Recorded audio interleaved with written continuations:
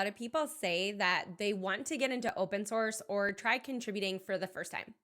So these are new folks, experienced folks, pretty much everything in between. I also hear a lot of them tell me why they don't contribute to open source. But I'm here to tell you that every good superhero has an origin story.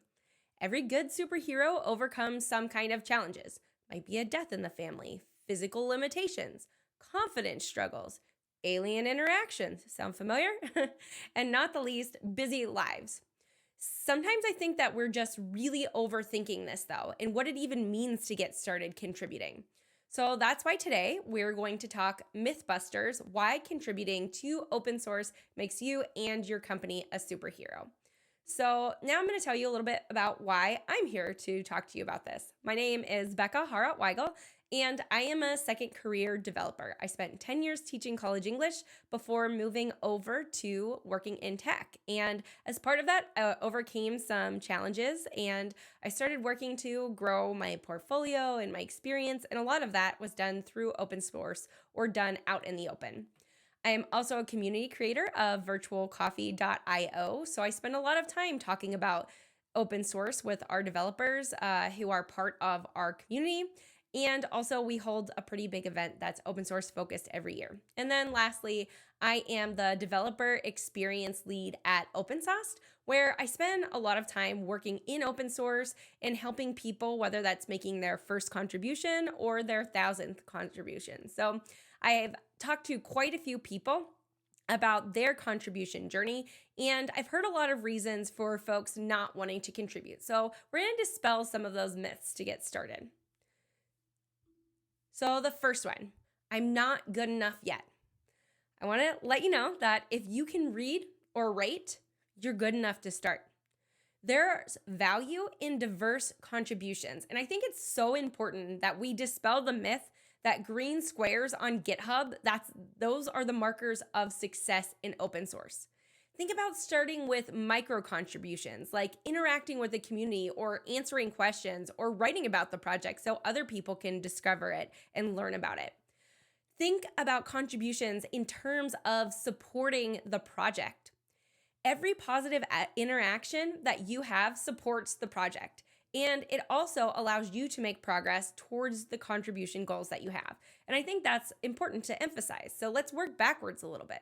What's your goal? If your goal is to take on a big issue, then turn that around. How can that be your ultimate goal? And how can you do some micro contributions to work your way up to that final goal?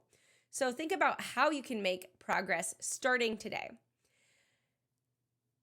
Non-coding skills are valid contributions. So things like documentation, translations, testing, and marketing, these are all ways to contribute to open source. And maybe from there you work your way up to doing something like creating a bug report detailing your experience or making a contribution for the first time. It might feel hard or uncomfortable when you're doing it, but I'm pretty sure Spider-Man felt uncomfortable hanging upside down from the ceiling for the first time. The second myth that I hear is it takes too much time. And I'm not going to lie to you here. Sometimes it does take a really long time to contribute, but that's only one way to contribute. There have been plenty of times that I've been limited for time and I find a bug and something I'm working on and I don't have the time to tackle it, even though I think, hey, I might be able to figure this out. That's okay. So instead of thinking, I need to fix the problem, that's how I make a contribution, think about it as I need to write a bug report. Because in 5 to 10 minutes, you should be able to give the maintainers enough information so that somebody else can solve the problem. In the minute that you post that issue, you've contributed to open source. Another strategy, if you don't have very much time, is to focus on one repository. Because every time you contribute to a new project, you have to go through the README, the contributing files, learn how to run the project, and all of that good stuff. But if you're focusing on one project, you don't have to devote that bandwidth over and over to learning those new things. And as you do it, not only will you not have to think about it, but you're going to get better and more efficient. You're going to understand the code base better, and you're going to be able to contribute more quickly as well. And the last myth that I hear is that my company won't benefit. Your company benefits when you grow. And open source is a really great way to do that. You grow by learning new things, collaborating with others, and seeing different approaches to complex problems.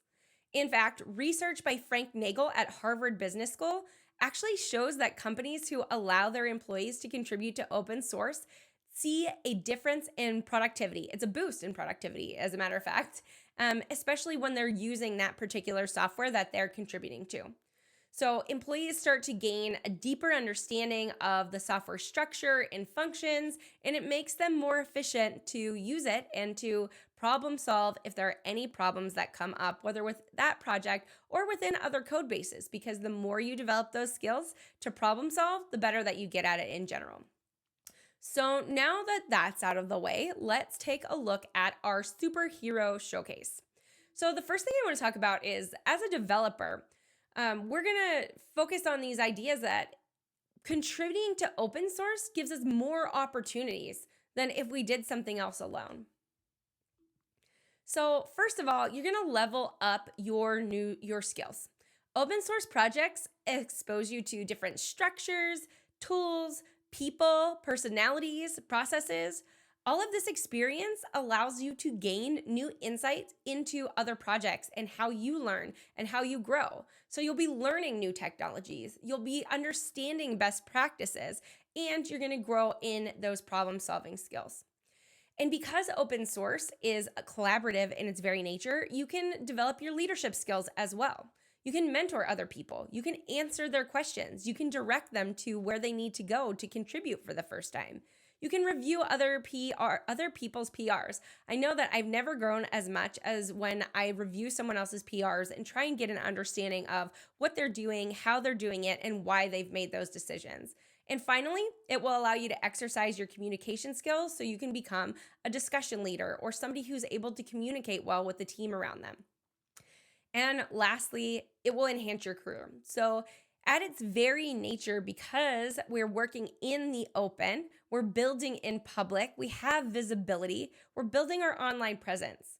We're showcasing how we collaborate with other people, how we communicate with them, how we problem solve, approach problems, how we deal with hard situations, how we deal with negative feedback. All of these things, they are happening out in the open, and they become part of your working visible resume, which can lead to better job opportunities. But it's not all just about you, right? We want to keep our jobs and we want to improve, and part of that is providing value for the company. So how do we do that? Well, open source offers your company an opportunity to become a type of corporate hero. And how do we do that? Well, first of all, it fuels innovation. When we utilize open source libraries, it allows us to accelerate product development because open source libraries are pre-built, they're tested, they're community vetted, they're solutions that allow us to use them and implement them and move much more quickly. So by using open source, we move much more quickly in the things that we're doing. But if we really want to invest in innovation, then we need to be able to support these projects that enable us to do that. So when we do contribute to open source, it allows us to build better together. And when we contribute to these projects, we create this kind of cycle of contributions that helps us to maintain and improve our software and the open source software.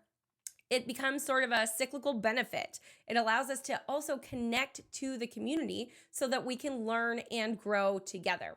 And as part of that, then we attract and retain talent, because when we contribute to open source, we build a culture of continuous learning and skill development, which is incredibly important, because when we encourage our team to contribute to open source, it positively reflects on the company. And you're more likely, because of that, to attract skilled developers, increase employee engagement, and to build relationships with people who are outside of your network.